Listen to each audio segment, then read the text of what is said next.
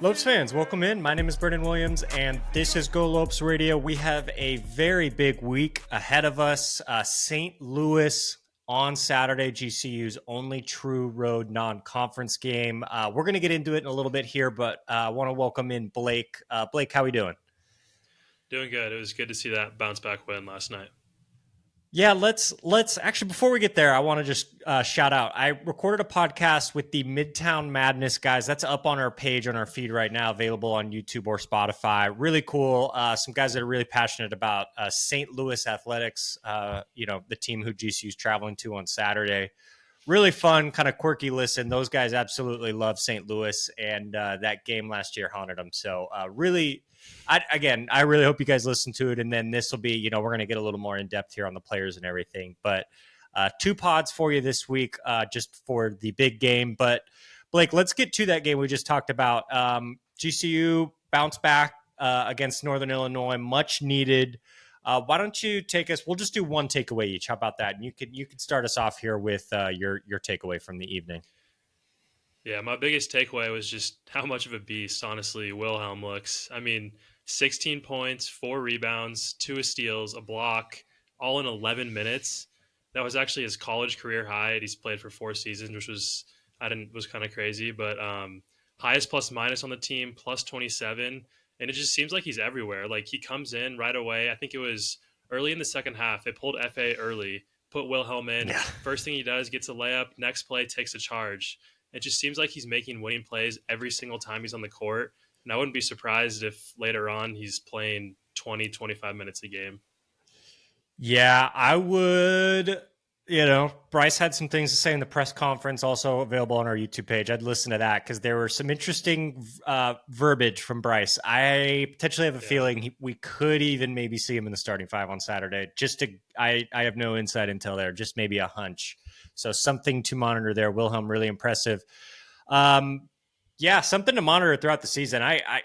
Wilhelm has very much exceeded expectations and could find himself to be a pretty big part of things moving forward. So, like you said, really excited for that.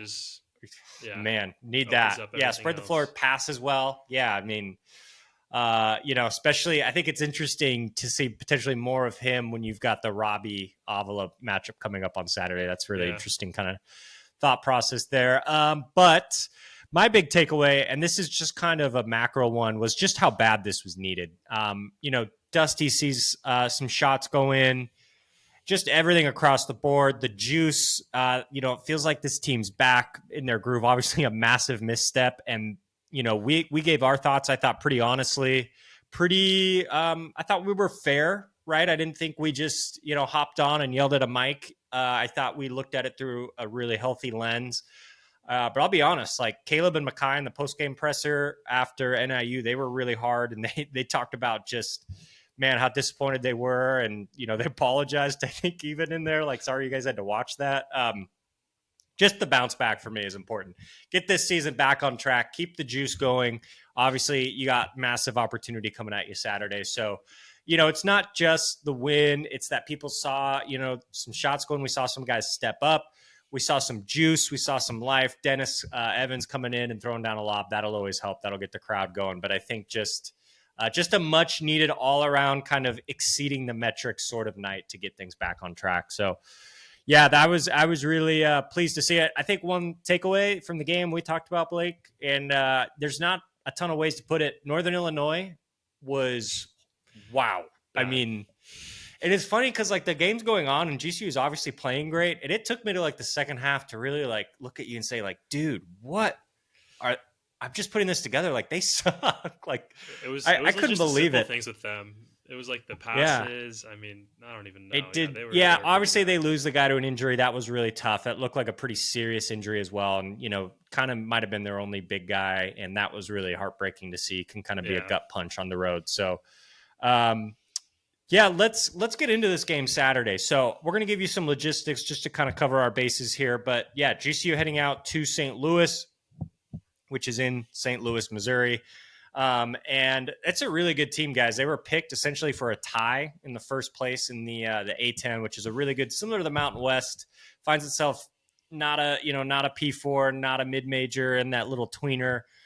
kind of like the East Coast version of the Mountain West, if you will. Really good basketball conference out there. Top 70 team in Ken Palm. All sorts of stuff to like. Obviously, this is the second half of a home and home from last year when GCU hosted them. And really crucial info here. 7 p.m. local in St. Louis, which means 6 p.m. Arizona time, 5 p.m. for our Pacific time friends. Please make sure you guys plan ahead for that.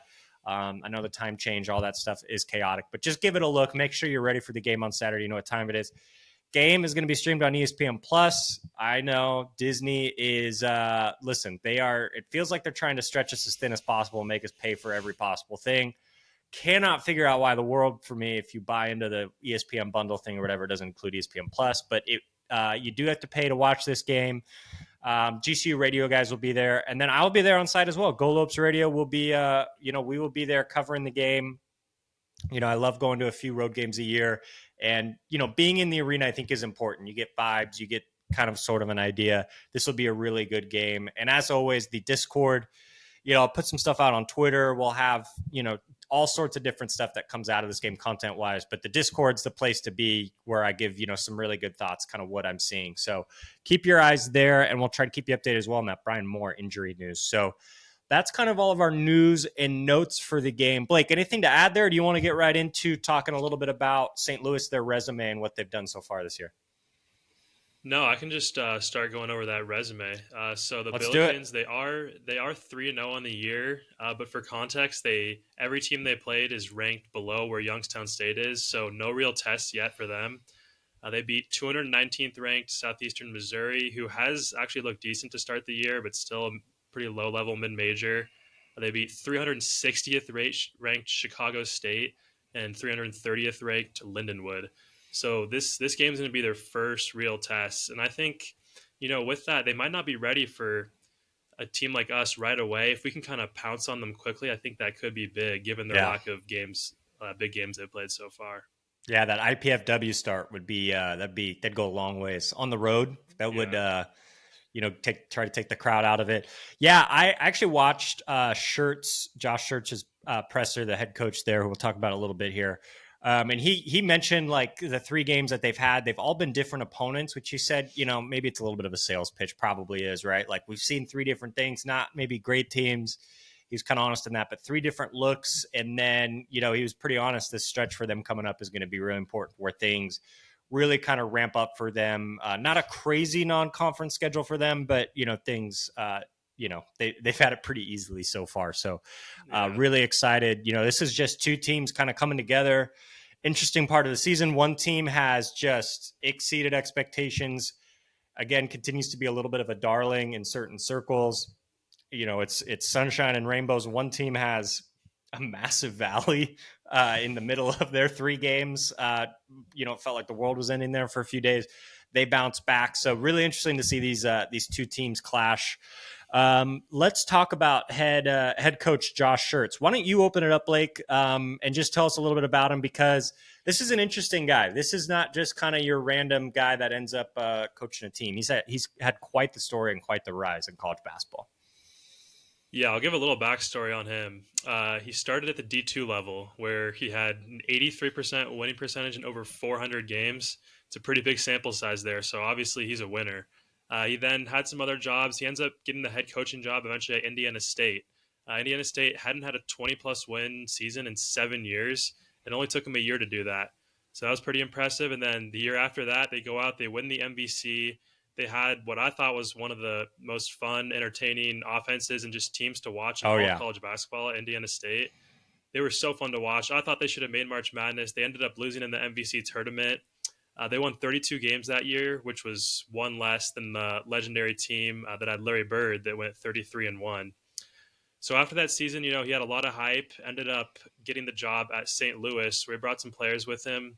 Last year was a bit of a disappointing season. I think we'll talk about it later a bit. It was some injuries. Guys just didn't gel together. But I'm pretty confident that this year he'll have his guys playing better. And if I had to say so, I would say they're going to be a March Madness team this year. Yeah, I agree. Really, just if you watch his pressers, he's always good for a quote. That's one thing with him too, which is really cool. And if you don't know his story, there's been quite a few articles done on him. He's just had quite the personal journey as well. He was homeless at one point. just a guy who brings his own energy every day to work. And, it's evident when you watch, again, the pressers, availability to media, the way he interacts with players. He's a shorter guy. It is right interesting when you get, like, if you remember, if Chris Jans used to coach at New Mexico State, right? And it was so interesting, right? Because he's so small and so tiny on the bench, yet he has this kind of, not like control over the players, but this respect from his players, and he's able to really command his teams, which is really cool. And he's a really awesome guy. So he's a big part of what they do there. And obviously he's been tied to Robbie for a little bit now. So that'll be interesting to see what happens from here once Robbie's gone. But really, really good coach. Blake, this is where we are going to kind of transition to now talk about last year's game, because we have to set the stage. So we actually haven't talked about this at all before this moment here. So I'm curious from you, do you remember this game, or do you know anything about this game and what transpired? I wasn't there, but I just remember watching the end of the game, and it was just, I would say the word to describe it was chaos. Like, I couldn't, like, what was going on, Locke misses the free throw, gets the rebound. It was just an insane game. And it was honestly one of the craziest endings I think I saw in all of college basketball last year. Yeah, and I talked about it with the Midtown Madness guys. It was weird because there was almost this tiny bit of juice before the game that was maybe taken away just because St. Louis hadn't met expectations. Is Robbie healthy? He's playing. Okay, he's out on the floor. You see him. He doesn't look like right. And the Midtown Madness guys actually, you probably haven't listened to it, Blake, because it came out like 5 minutes ago, but he injured his ankle at a donor fan sort of practice preseason, which, is about as tough as it gets the last season. And so they talked about, I was like, was last season a season from hell? And they were like, oh no, it literally it got underway by them bringing in the fans and the donors to a practice, and he just tweaks his ankle. And then he tweaked it again, obviously, in the first game. So yeah, it really was a season for hell from them. And so that took a little juice out of the game. Still good. They were missing I know Thames was missing, and I think another rotation guy was missing for them when you look back on that game. But yeah, it was weird. It was GCU comes out, they look great. Everything is awesome. Keep in mind, this game's right before Christmas, so the break games can be a little bit weird. And man, oh man, here come, if you remember last year was also a little bit of a hot and cold GCU team. Lots of stuff going on. Weird vibes at times, and was one of those games that just didn't maybe necessarily have it towards the end. St. Louis Claws fights all the way back. They are back in it. Robbie Avila, superstar moment, hits the three to go up three with about a little over a minute left. And then Luke answers back with the layup. And then Luke gets fouled after a bunch of chaos, a bunch of ref stuff, goes to the line with, I believe, about 4 seconds left. Lopes are down 72-71. He's shooting the free throw. As a Lopes fan, you're going ahead, right? So you're thinking, I wonder what sort of play St. Louis is going to run when they win the game. When they tie the game when Luke makes the free throw. Or you're thinking, gosh, he's going to miss it. We got a foul. And then I wonder what we're going to do to try to get a three. In no world was there a scenario ever, even if maybe they get an offensive, I don't know. What transpired was not on any bingo card of it. It was unbelievable. No. He misses the free throw, goes to the left. Nobody grabs it. Luke goes and grabs it. He almost panics when he gets it, turns around. He has way more time than he thinks and ends up shooting this jumper floater baseline sort of thing that ends up going in, shot put sort of shot. Absolute chaos, and definitely was a game, the Lopes needed. This was a little bit, obviously they had a few more bumps in the road throughout the season, but that was one they really needed because, again, the team was just kind of peaks and valleys last year, right? Constantly, even within games, even as we talked about in this game is evident. But they really needed it. They obviously would then get a big win over Bryant. If you remember, they beat Bryant by 50 at home. So kind of, makes for a better holiday as well. But we are actually, Blake, do you have any more thoughts on it? Because if not, we're going to send this over right now. We're going to pause this video, and we are going to give you guys the footage from my seat, which was incredible because I was right there, and you can see the Luke game winner. Any other thoughts about that game? No, we can send it to the video. I'll just say that I honestly had zero faith in him making that shot before he made it. I was so surprised that he made that awkward floater type thing. But it's one of those awesome. Patrick Ewing, when he's coaching Georgetown, it's do you practice that shot? And it's like, he's clearly never practiced that shot, right? Like who would have thought like, oh, even if you throw the ball out there and you're just having fun, right? Or messing around, like that's still not even, so it's definitely a shot he never shot before. And it went in and was a massive moment for the Lopes. So let's go over to that right now, guys.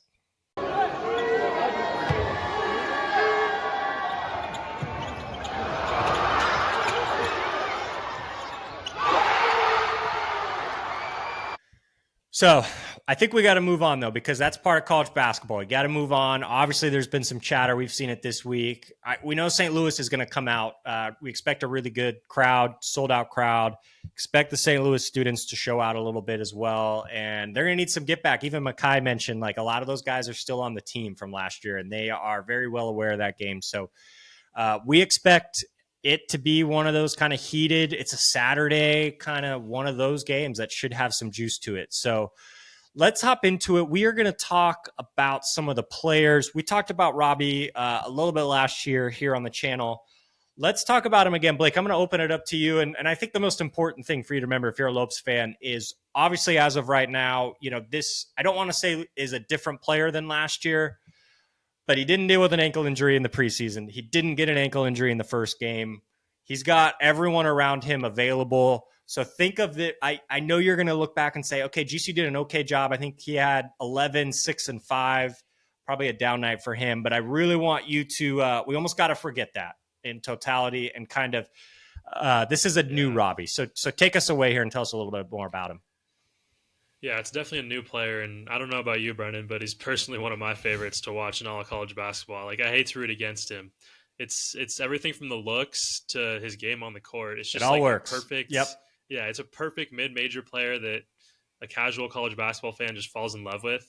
And watching his in game, 10 years and 15 years, it's going to be awesome. Like the Avila jersey is going to go crazy. He's going to be one of those guys we're going to be talking about. Yep. Some things that stick out to me while I watch him is his lefty touch around the rim is super impressive. It's everything from not just layups, but floaters and hook shots. It's very few bigs have that in college basketball because most people just spin left. He can spin off that right shoulder too and get to that left-handed hook shot, which makes him really hard to guard. Another thing is just his passing and his feel for the game. Once again, not a lot of bigs in college basketball. Like how many bigs are averaging 5 assists per game? He makes all the right reads, and it makes it hard to double team him because he'll always find the open guy. And it's sort of like he just has this feel where a lot of bigs, they don't know whether to pop, whether to roll to the rim. He has that feel where he knows when to pop and get that open three. Yep. He knows when to roll to the rim off the pick and roll, pin a guy down low, and go to work. A couple weaknesses with him, he is pretty slow, and he doesn't finish above the rim. Although those are his two main weaknesses, he uses kind of like that slowness to his strength on offense, honestly. Like he's got that perfect slow step, kind of like Jokic, Giannis. They have that slow step where you're used to a quicker guy on offense going up for the shot, but he takes a slow step, you fly by, and it's just a layup for him. So he's going to be a super tough cover, especially now that he's fully healthy. Yeah, I think the macro takeaway with him is the ability to control the game, right? You mentioned the passing, the feel for the game, the, ability to just kind of make those reads. The big thing at play, and certain guys just have it. You either have it or you kind of don't have it, right? I think you can honestly, you could look at some of the similarities of the things that Robbie does, and you could see some of those with Nana, the passing, the feel, Bryce talked about his ability to be in the right spot on a rebound. Obviously, the Joker is kind of where we go first now with these guys that pass, but and you can watch them during the game, and it feels like they're literally computing everything in real time. Like you can watch him. He's constantly feeling the game. He wants to control the game. Obviously, you want to do things to disrupt him, but he's a great watch. And I think, I talked with Bryce after in the post game. He said, he's seen every coverage. So it's not like we can break out this coverage that someone's ever seen before, or there's anything we can do that he hasn't seen, because when you're that good, you've seen it all.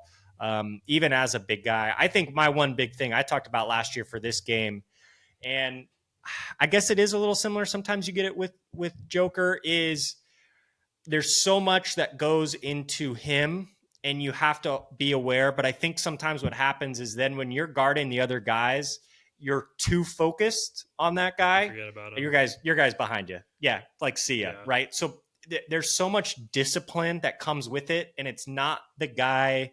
I don't want to say you don't have to be disciplined for the guy who's guarding him, But I'm curious your thoughts on just the idea of if you're not guarding him and you're guarding someone else, how important it is to stay disciplined and engaged, I think would be the two words I think of. Talk about that a little bit. Yeah, it's going to be off-ball defense this game because you turn your head 1 second, like you said, it's the Jokic. It's going to be a backdoor pass and then be a layup. So being locked in off-ball, there's going to be no plays where you can just take a break. Against some of these, like Northern Illinois, honestly, if you took a break on defense, I don't think anyone would have noticed. But here, you're going to get targeted right away. And Price another will thing get with paid. him is, yeah. Another thing with him is he can also shoot the three, so you got to be ready for that as well, which just makes him even harder to cover.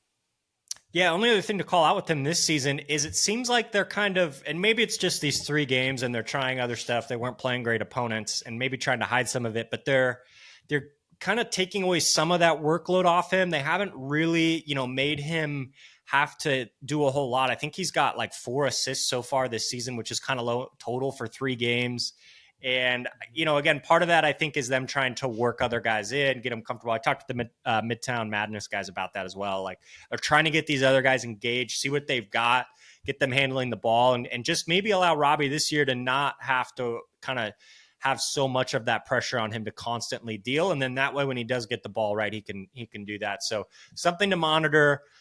If you're GCU, I think you got a plan for the Robbie that can go for 20, 10 and 9, right? You don't want to plan on the guy that's only had 2 or 3 assists this season. So something to monitor. I think, listen, if you're a college basketball fan, this is must-watch TV. It's really high-level stuff. Watching him kind of work and take his time and plot around the court. And GCU has a tough task ahead of him without any doubt. And I don't know. Who do you think right now, just gut check, who do you think spends the most time on him directly? I would say Wilhelm, but I think he matches up the most because he can be physical with him. I just worry about FA's fouling with him on things like rebounds and his ability to pump fake, get guys in the air. I do think Wilhelm spends the most time on him, but I could see guys rotating. We'll probably throw some doubles at him. Who really knows? Yeah, the FA thing, it's probably, we don't need to really get into it or get too drastic with it, but we've talked about just the half step behind. It feels like almost in every game. He had that great stretch was it Youngstown or no, IPFW at the end of the game. He had that great little 8-minute stretch. Outside of that, though, for the most part, it feels like he's just always a half a step behind, guessing the wrong way, doing the wrong thing, and turned around in the wrong time. And that seems like a nightmare for like Robbie would have a heyday with that. So I love Wilhelm on him.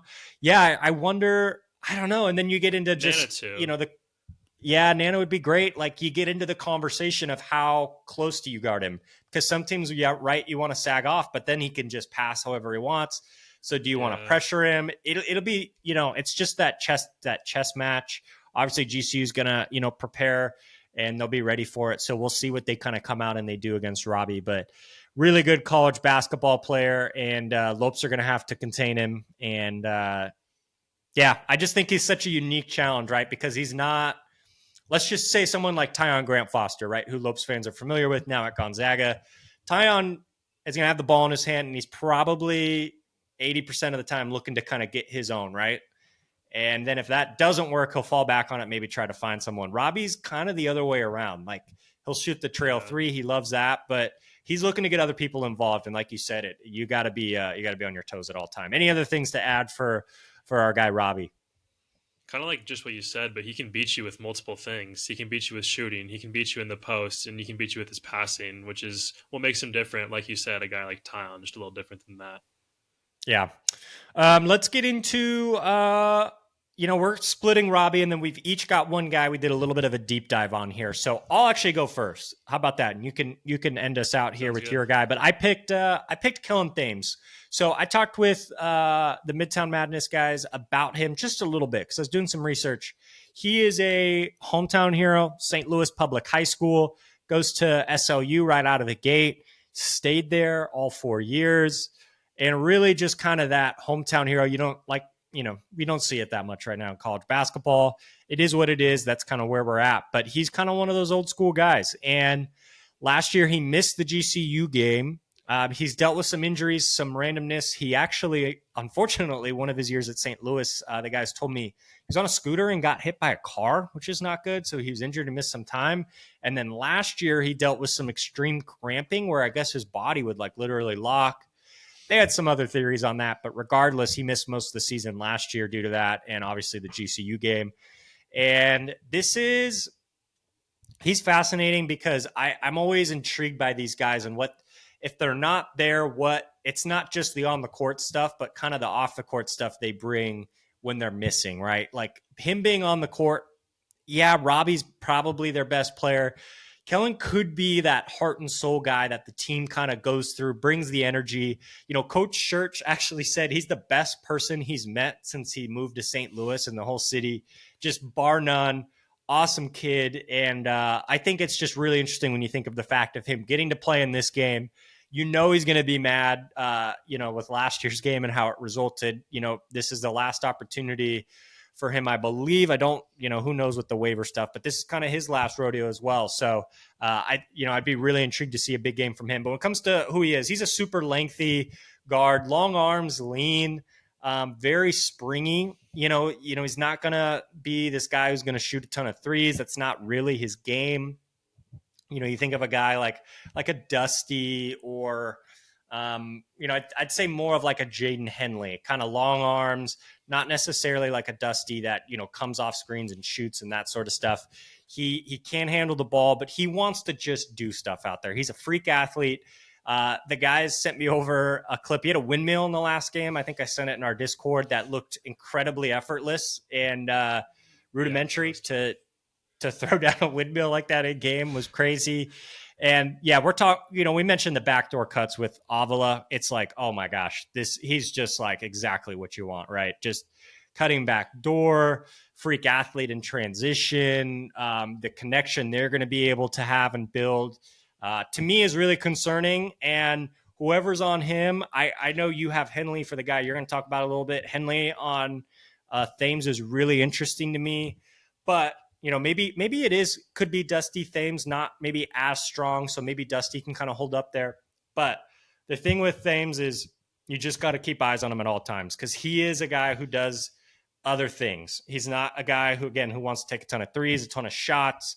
He is just going to fill up the box or the stat sheet, be involved, steals. He's going to play defense. He's going to get out in transition. And he's a guy, man, you do not want to see him throw down a dunk before the under 16. Like if he throws down a dunk, that crowd's going to go insane and will not be good. So he's a guy to monitor from an energy motor standpoint of what he brings to the court and just kind of that perfect fit alongside Robbie. But yeah, really interesting player to have alongside him. Yeah, he's just a winner. I mean, you talk about how everyone loves him, and that's a lot. I think that was a lot of the root of their struggle last year is not having him on the court. Even just not having him play hurts so much in general. Yeah. So that's probably why they struggled, and that's yeah. I was going to say one to be a lot better. One guy I think of when we talk about that off the court stuff, and it gets a little annoying and cliche, and I know people are like, it is what it is. You either win or you lose. But you think of a guy like Gabe McLaughlin, how much he meant to the Lopes team in his time here. Yes, he also had that hometown hero thing, but just the other stuff that Gabe brought to the table. Maybe a guy like Javon. We've had, so many people talk about just the leader he was, maybe not as vocal, but just an awesome leader. That stuff really does matter. And I think, when you put it in that sense of like a Gabe or a Javon and what they bring to the table, I think it really matters. So he's an interesting guy to keep eyes on. And another guy, I mean, they got lots of options here that we could have gone with. But yeah, your guy, another guy you got to stay connected to. Yeah, that's Quentin Jones. He started his career at Cal Poly, transferred to Northern Illinois. Now he's here at St. Louis. Last year at Northern Illinois, he was 16 points per game, 5 rebounds, 3.5 assists, solid shooting numbers. But for more context on that, his team was 6-25 last year. They were pretty bad. Yeah. And his combined record for the past two teams he's been on the past two seasons is 10-58. So I think his role, I mean, I'm seeing it in the film I watch, his role is changing this year. He's no longer a guy where he can jack any shot he wants. It's more him getting to certain shots that are high percentage. He's a 6'5", 170-pound guard, 6'10" wingspan. I'm watching the highlights, just purely highlights, and I'm thinking this is definitely a pro, like G League, maybe borderline NBA upside. Like he probably won't be, but he looks really good on the highlights. That's why I chose him. I think the best way just to describe his game is just a pure 3-level scorer. You can hit threes. I mean, 5 attempts a game last year. He was 35%. So he shoots them off the dribble, off the ball screen. He gets to a mid range. He elevates pretty well, so it's hard to block. With him being 6'5", he's taller than most guys guarding him. But I think his best strength is just his ability to get to the hoop. He's a really crafty finisher, and his length at the rim is super hard. It's just super hard to block because he extends super wide, Yeah. and he can get his layups off on just Use about the full anyone. backboard. Yep. Yeah, really good finisher. He's also a pretty good passer, but like you said, you kind of see it with Robbie. His assist numbers have been down a little bit this year, just because they have so many good guards. It's kind of their assist numbers are kind of spread out across the roster, and so I'm more worried about his scoring ability. It's someone where whenever he touches the ball, he's going to be looking to make a play. It's most likely looking to score, but it's also creating, looking for other guys.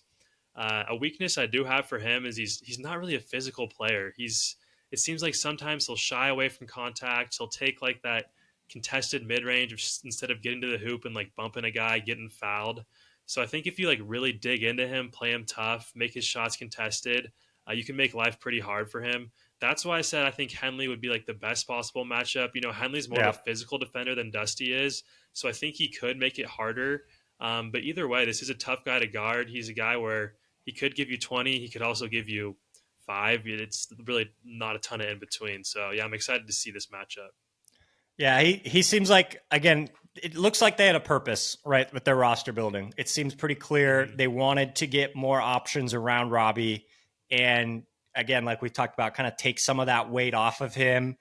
And listen, this guy, you know, you mentioned the record. We saw Northern Illinois, you know, nothing to, you know, we don't have to talk about that anymore. But it seems like they wanted guys who could take over for a possession or two if they needed, or create something.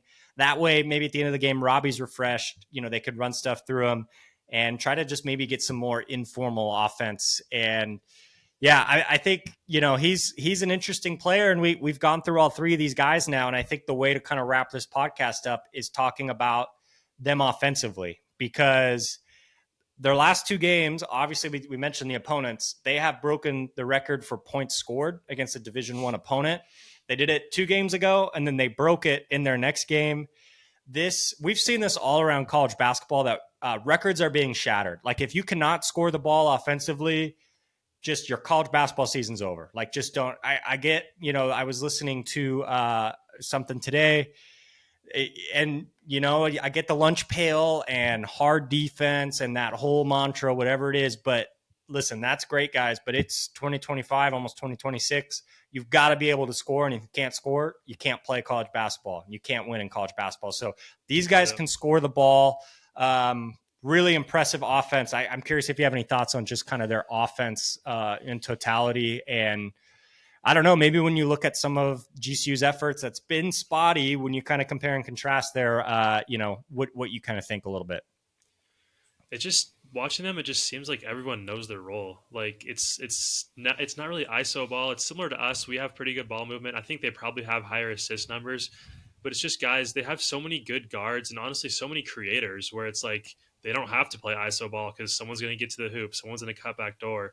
And there's so many different guys that can make plays. I know I touched on it earlier, but help defense is just going to be so important in this game. Not getting lost, knowing where your guy is.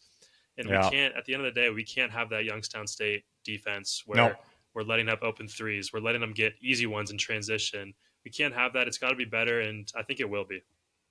Yeah, I agree. We've talked about when we were doing the Mountain West preview, right? The Mountain West Conference tournament is one of those situations where 5 bad minutes and that's it.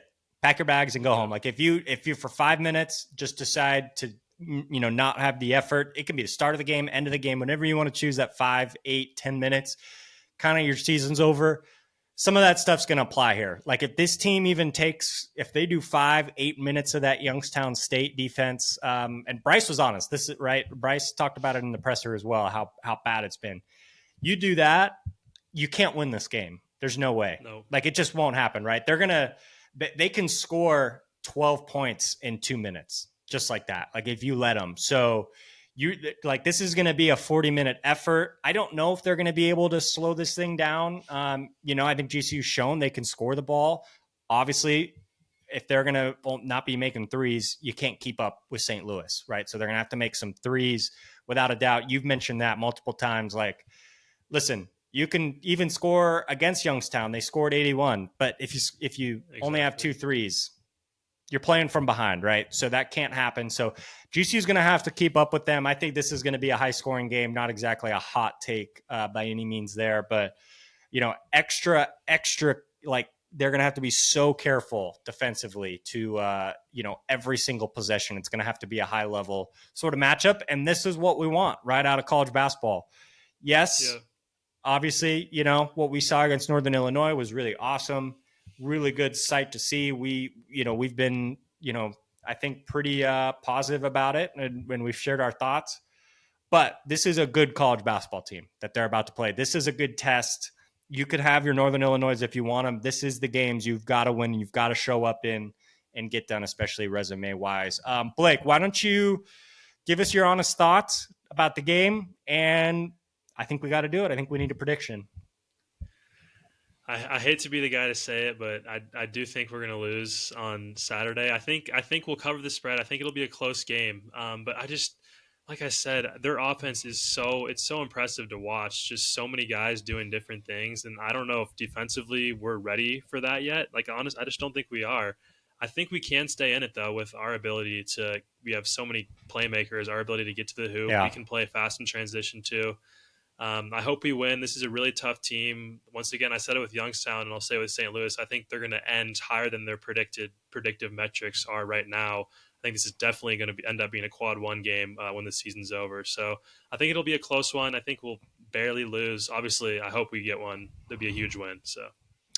Yeah, as of now, Ken Palm, we obviously don't have anything per Vegas at the moment, but Ken Palm has this 8-point spread obviously in favor of St. Louis, keeping in mind home court for St. Louis as well there. So interesting to monitor. Blake, gosh, I went back and forth. I'm going to stick with it. I went with on the Midtown Madness. I went on their podcast. We did a home and home with them. And when I was on there, they asked for a prediction. And I gave it before the Northern Illinois game because I had a lot of confidence GCU getting things back on track. At that point, we, wasn't sure on Brian Moore, maybe heard some stuff, but wasn't sure kind of where that situation was at. I hate to say, like, if he plays, I feel good about it, and if he doesn't, but if they have Brian Moore Jr., I think the Lopes get this thing done. I think that's kind of how fine this line could be. On the road, we're talking about a guy who could be a pro right now, has been in all the different environments, been in big games. We loved what we saw from Mackay. I think he had a few turnovers, but I think his ability to continue to bounce back, stay engaged was great. But Brian Moore is going to make a massive difference if they can get him available for this game to, help control the game, get a little bit of scoring in transition. So if they have him, I go with the Lopes on the road getting the job. But if they don't, I'm really nervous. And I think the Lopes do keep it close. Like you said, I just don't know how you can slow down this St. Louis offense. It is so good. And again, they haven't played a ton of really good competition yet, but they've got options. They've got different counters. They've got different things they can do. Obviously, going on the road as well makes me nervous. So if we got Brian Moore, I'm going to take a cop out here. I will take the Lopes on the road. If not, I think I've got St. Louis winning the game by just a few points. So, anything else to note of for this game? Blake? I don't think so, no. Like I said, this will definitely be a quad 1 opportunity. I'm super excited. Let's hope we come out quick, come out fast out of the gates. Don't have those 2-minute stretches where you don't play defense. Let them score 15 points. Just come out strong, and we have a solid chance to win Saturday. Yeah, massive opportunity, guys. I know, Friday took some wind out of the sails, without a doubt. They can't go back and do anything about that. The guys talked about it. Bryce talked about it. But this, if you're 3-1 after 4 games, I don't know. It's not the worst case scenario. This team can get things back on the track with a massive win at St. Louis this Saturday. One more time, guys, 7 p.m. St. Louis time. I'm not going to go through the other times. Hop on. Make sure you do your math. You know when that game starts. Game is on ESPN Plus. You can tune in to the GCU guys on the radio, and then I'll be there as well. So make sure you're in our Discord, because there'll be lots of good nuggets in there as well. Try to get that Brian Moore news over to you as well. So, guys, that's it. Thanks for tuning in. Please make sure you subscribe wherever you watch, listen, wherever that might be. Please subscribe. Helps us out a ton. We really, really appreciate it. So cheers, guys.